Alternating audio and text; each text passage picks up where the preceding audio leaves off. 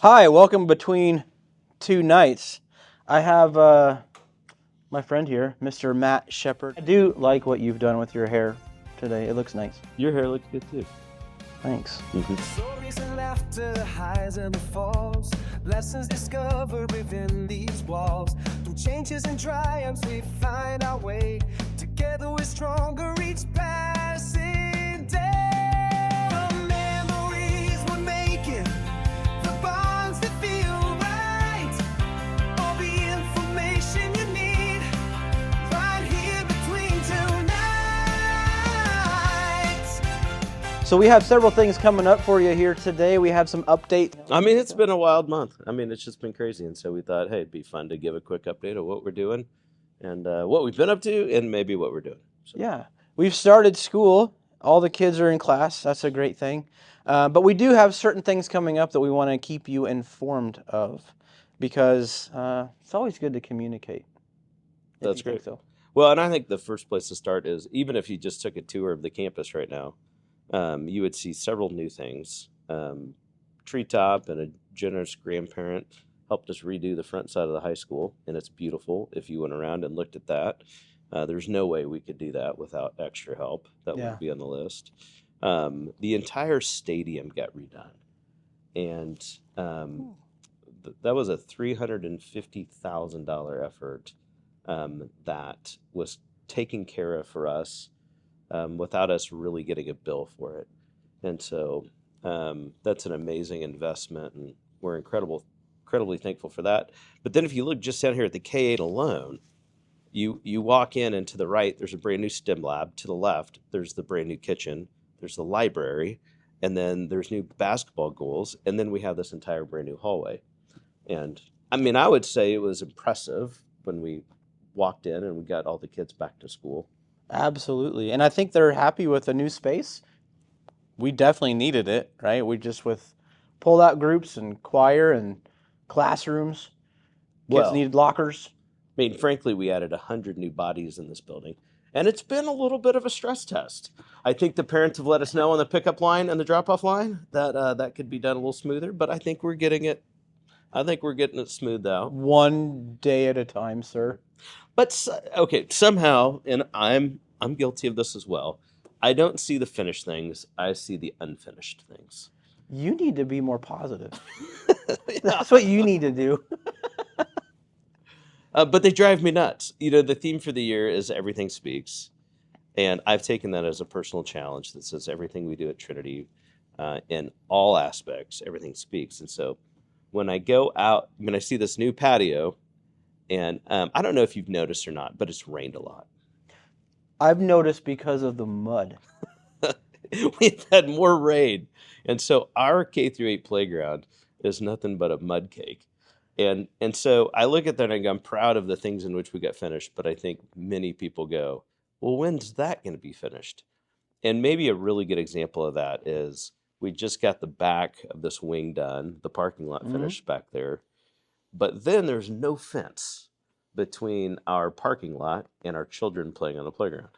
And we're like, well, we can't have that. No, thankfully, just today, this morning, breaking news, a grandma drives through and says, I want to do the fence. Got a fence guy out here. And somewhere at the end of September, there will be a wrought iron fence with a gate with a lock on it that will protect us from the back and finish our playground that way. In addition to that, she said, I want to help cover the security camera so that we have security footage on all of our playground.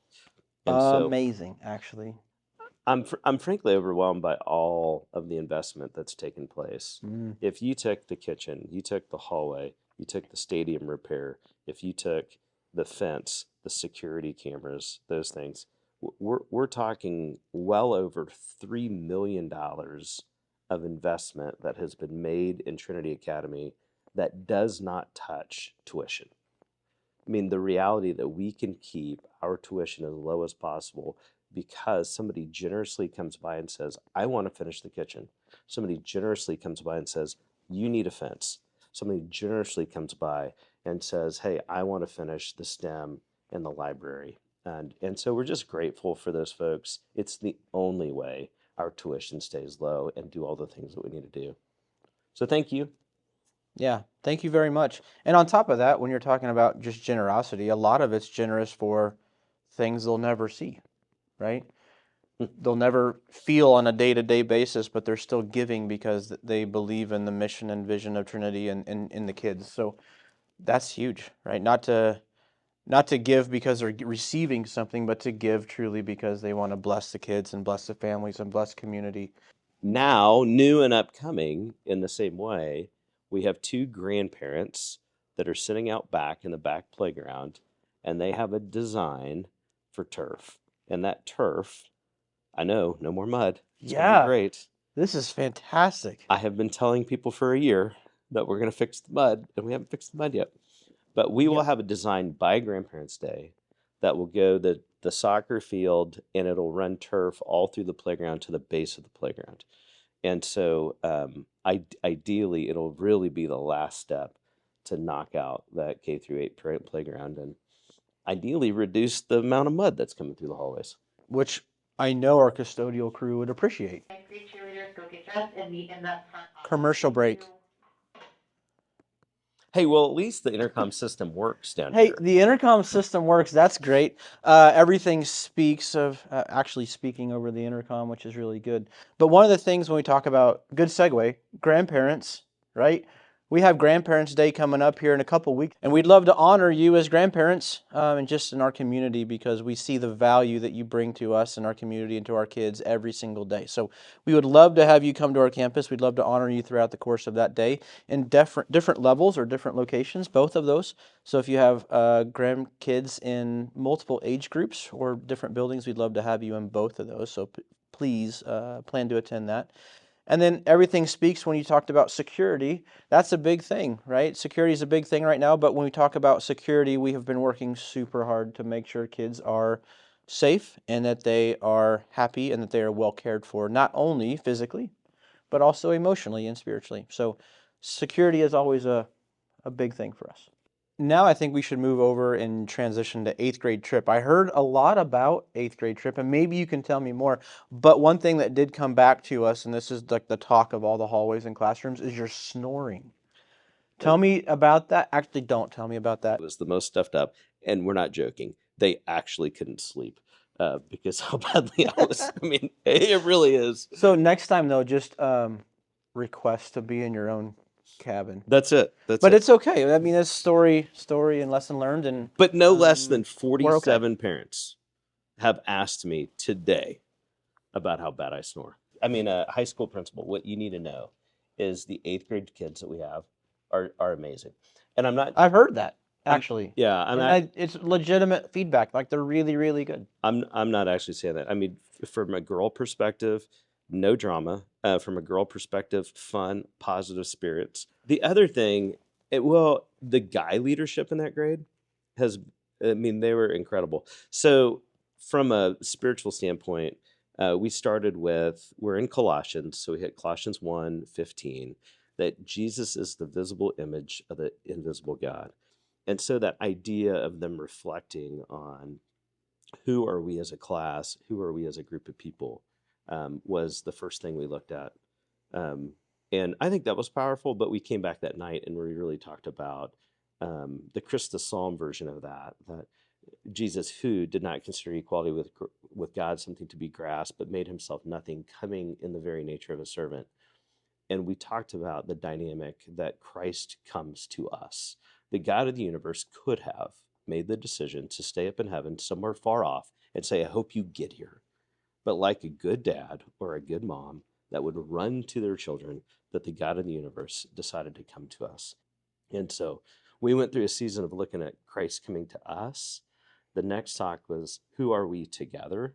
And it was cool. One of the things they did was, in our cabin times, we wrote down a name on top of a note card, and every single 8th grader wrote something they appreciated about that other 8th grader. And so if you're an 8th grade parent, you go home, open your kid's Bible, and you're going to see a note card in it. And then that note card is about 8 or 9 things that kids love about them. And so it was amazing to see them care for each other, encourage one another. And then the last thing that we did as a grade was we took the Knights values, kindness, navigate challenges, integrity, give best effort, all of those Knights principles, and all of the 8th graders came up with 2 goals and 2 action items that would live out those virtues. Because one of our focuses in the middle school has been not just to have a discipline plan that is like, oh, you're in trouble for doing these things. No, we want to have a conversation around virtue. That's like, what are we striving to be? Who are we becoming? And I will just tell you that 8th grade class is the one to help because they have a true vision for what their role could be all the way from 8th grade down to 5th grade. And even like one of their goals, we want to know every kindergartner's name. Man, that's awesome. No, that's impressive. Yeah. I mean, okay. Now, did you know this? I'm sorry. Probably not. I'm rambling. It's okay. What auditory sound produces the most release of endorphins in a child's brain? An auditory sound. What auditory sound releases? Is it of a Dr. Pepper or? Can you do that again? That's really good. Is it there's just a ding of like a notification? Nope. Like a ding? Nope. No. It's the sound of their name. Hey. And so literally I'm telling 8th graders, I'm like, if you actually do this, you're going to walk through the hallways, and as you call a kid by name, as an 8th grader in this building, I mean, literally their brains will explode with endorphins. That's huge. And we'll just have joy. It's true. But I loved it. That wasn't our goal. We didn't tell them to do that. That was the goal that these 8th graders wanted to have. Okay, so now I guess we talk about high school trip. Because it's coming up. It's coming up, end of the month. End of the month, going to Clearwater Cove, down on Table Rock. All the teachers, all the coaches, practices. Okay. It's going to be a great time. Spiritual life-wise, one of the things we focused on this year is that we think we need 3 tiers.